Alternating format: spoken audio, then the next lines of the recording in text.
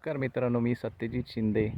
आज इथे माझ्या कोळकेवाडी गावी माझ्या या शेतामध्ये मी गेले 10 वर्षापासून अनेक प्रयोग राबवित आहे आणि एक विषमुक्ती शेतीचा अभ्यासक किंवा चाहता म्हणा, त्या अनुषंगाने मी काही प्रयोग केले आणि त्याला जे काही मला अनुभव आले, जे काही मला चॅलेंजेस आल्या, त्याप्रमाणे मी शिकत गेलो आणि आज 10 वर्षानंतर जे काही मी प्रयोगाचं जे काही निष्कर्ष आहेत ते मी आपल्यापुढे मांडू इच्छितो, की जेणेकरून जे काही नवीन या क्षेत्रामध्ये येणारे आहेत त्यांच्यासाठी हे मार्गदर्शनपर राहील. आज दिनांक 22 फेब्रुवारी 2025 रोजी मी हा व्हिडिओ बनवत आहे आणि गेले 10 वर्षापासून मी जे काही इथे प्रयोग केले ते मी थोडक्यात तुमच्यासमोर मांडू इच्छितो. चला तर पाहूया. तर ही माझी शेती आहे या इथे आणि हे कोळकेवाडी गावामध्ये आहे आणि विठोबाचं एक देऊळ आहे आमच्या वाडीचं, त्याच्या बरोबर लागून इथे खाली आहे.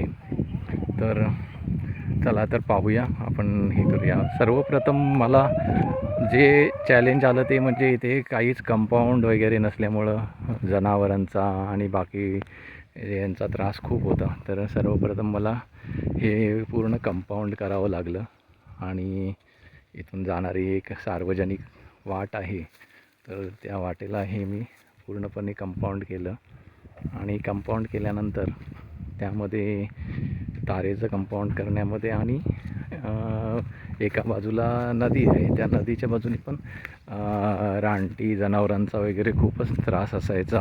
तसेच जी गुरंढोरं आहेत ती पण येऊन खूप त्रास द्यायची, त्यामुळं मला हे कंपाऊंड करावं लागलं. तर सर्वप्रथम मी तुम्हाला कंपाऊंड कसं करावं आणि जेणेकरून ते लॉंग टर्म किंवा जास्त वेळ ठेवायला, हे गेट आहे, हे मेन गेट आहे आणि ही नदी आहे इथे वाहणारी आणि हे असं कंपाऊंड केलेलं आहे. सर्वप्रथम मी हे कंपाऊंड केलं आणि कंपाऊंड केल्यानंतर त्याला जे तारेचं बार्ब वायर म्हणतात, तर त्याचं ते हे कंपाऊंड आहे आणि कंपाऊंडच्या आतमध्ये ही अशी माझी ही लागवड केलेली आहे. तर हे एकंदर एरिया जो आहे याच्यासाठी मला खूप असा खर्च आला इनिशियली, कारण हे रिक्वायर्ड होतं आणि मस्त होतं. कारण इथे हे पाहतात, हे अशा ह्या बाटल्या आहेत, या इथे सर्वप्रथम त्रास होता की हे वस्तीला लागून असल्यामुळं मला कचऱ्याचा खूप त्रास झाला आणि ते काही पण कचरा होता तो सगळा मला काढावा लागत होता. जशा या बाटल्या ह्या इथून काढलेल्या आहेत, त्या सगळ्या टाकलेल्या होत्या शेतामध्ये. ही जी झाडं आहेत ही मी आंब्याची काही झाडं लावलेली आहेत, त्यानंतर नारळीची झाडं लावलेली आहेत. ही आता आज पाहत आहे, तर मी काही प्रयोग केले या ह्याच्यावरती. आता हे जे पाहत आहे ना, ही 10 वर्षाची झाडं आहेत, जवळजवळ याचं 10 वर्ष असं वय आहे. तर इनिशियली मला एक हे आला, हे टाकीसाठी मग ठिबक सिंचन योजनेच्या टाकीसाठी मी बांधकाम केलं, याच्यावर टाकी ठेवायचे. हे पण 7 वर्षाचं झाड आहे, 7 वर्ष आहे आणि ही आहेत ही 3 वर्षाची झाडं आहेत. तर मी हा जो एक जर पाहिलं तर याच्यामध्ये ना, हे जे दांडी आहे तर पाहिलीत ना, याला जे काळसर असं हे झालेलं आहे.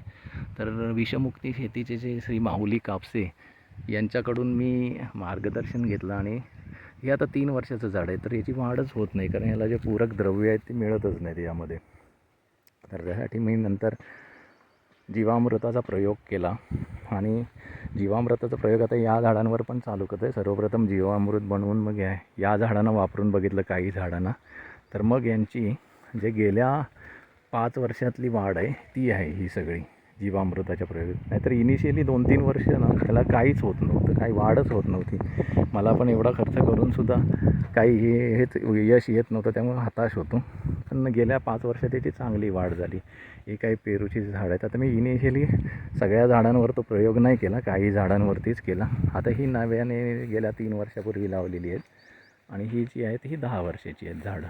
तर ही पाहत आहे, तर यामध्ये जीवामृताचा चांगला फरक पडतो आहे. आणि त्यानंतर इथे दुसरा एक त्रास होता की मला इथे खूपच म्हणजे झाडं मारण्याचा प्रकार झाला. माझी अगोदरची जी झाडं होती ती पूर्णपणे औषधं टाकून कीटकनाशकं टाकून मारून टाकली. एका दिवसामध्येच सगळे गेले. पण मी खचून न जाता मित्रांनो, याच्यामध्ये तुम्हाला खूप इनिशियली सामना करावा लागतो याचा.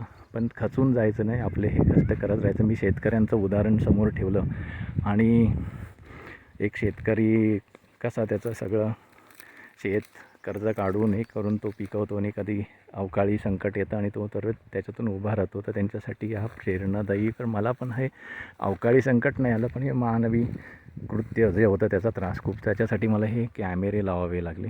ते मी तंत्रज्ञानाचा उपयोग करून घेतला आणि असे AI बेस्ड कॅमेरे लावले जे ह्युमन डिटेक्शन करतात.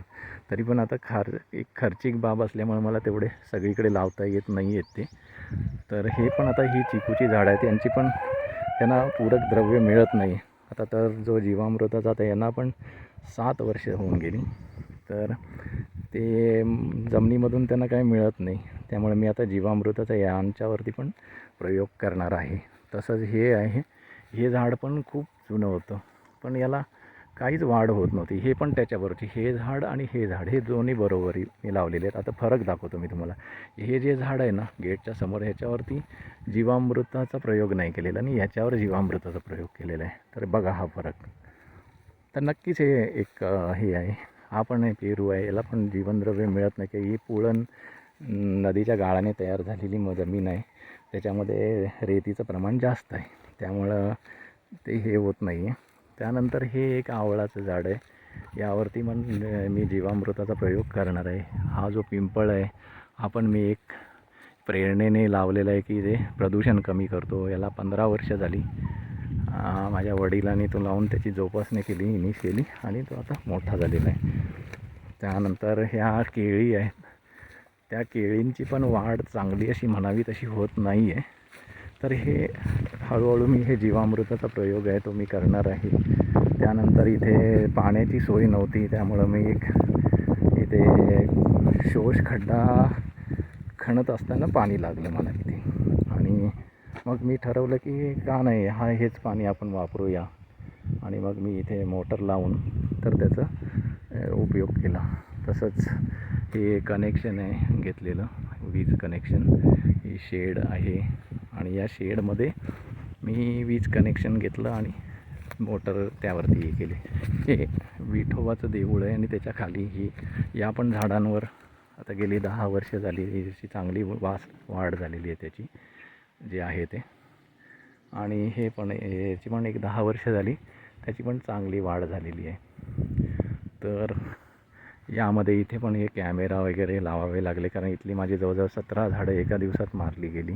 तर मित्रांनो, कसं असे हे प्रसंग येतात त्याच्यातून खचून जाऊ नका आणि उभे राहा. माझं जे काही मिळकत आहे ती मी सगळी याच्यातच हे केलेली आहे आणि त्याप्रमाणे बंदिस्ती डागडुजी हे सगळं हे करतो आहे. हे आहेत माणसं, हे कुंपणाचं काम चाललेलं आहे. ठिकठिकाणी खूप त्रास होतो. हे कुंपणावरच माझा खूप खर्च झाला. आणि हे आमचे पांडू कोठारी आहेत, हे मला खूप हे करतात. बघा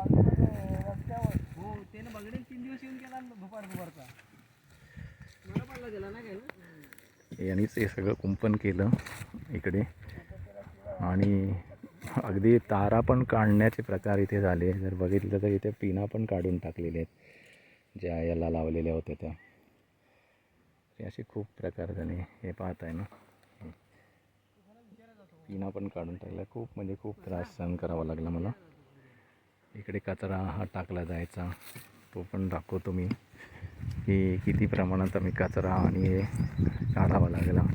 तर सांगायचं तात्पर्य एवढंच आहे की त्याच्यामध्ये तुम्ही हे असे खूप संकट येत असतात आणि त्याच्यातून आपण त्याला सगळ्यांना तोंड देत उभं राहायचं असतं. की आता हे ठिबक सिंचनसाठी केलेलं आहे. इथे हे सगळं कचरा पेटी होती केलेली, बाटल्या वगैरे खूप खाली टाकलेल्या होत्या. हा कचरा अक्षरशः साफसफाई करण्यामध्येच भरपूर मेहनत करावी लागते आणि पैसे हे करावे लागतात, खर्च करावे लागतात. हे देऊळ आहे आणि देऊळाच्या खालची ही दर आहे. चला तर मित्रांनो, मला खात्री आहे की तुम्ही पण याच्यातून खूप सारा असा बोध घ्याल आणि सगळ्या या प्रसंगांना सामोरे जात याच्यातून काही प्रेरणा घ्याल अशी मला खात्री आहे. धन्यवाद.